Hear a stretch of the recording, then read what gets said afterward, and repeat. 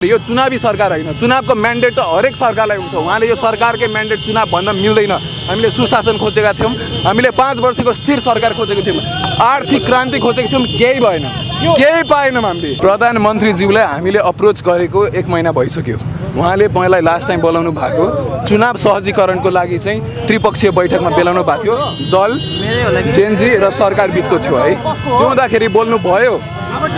त्यसपछि हामीले भेट्न पाएको छैन। मैले त्यहाँ चुनावको विरोध गरेँ। यो चुनावी सरकार होइन, चुनावको म्यान्डेट त हरेक सरकारलाई हुन्छ। उहाँले यो सरकारकै म्यान्डेट चुनाव भन्न मिल्दैन।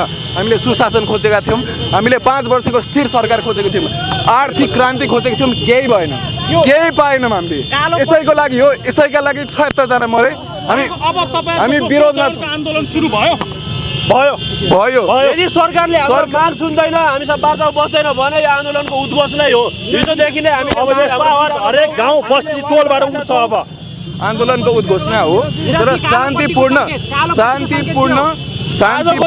आन्दोलनको घोषणा हो। कालो कफनको अर्थ के हो? मिराज थिचिएको छ, युवाको आवाज थिचिएको छ।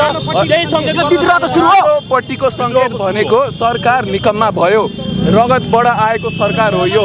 उहाँको सिम्पली इलेक्सन मात्र, चुनाव मात्र गराउने म्यान्डेट होइन। देशमा सुशासन हुनु पर्यो, देशमा 5 वर्ष स्थिर सरकार हुनु पर्यो, आर्थिक उन्नति देशको हुनु पर्यो। हामी सबैको चाहिँ स्यालेरी बढ्नु पर्यो जनताको। यसरी विदेशमा जानुपर्ने छ। म जस्तो युवा पढे लेखेर लास्टमा चाहिँ विदेशमा जानुपर्ने छ।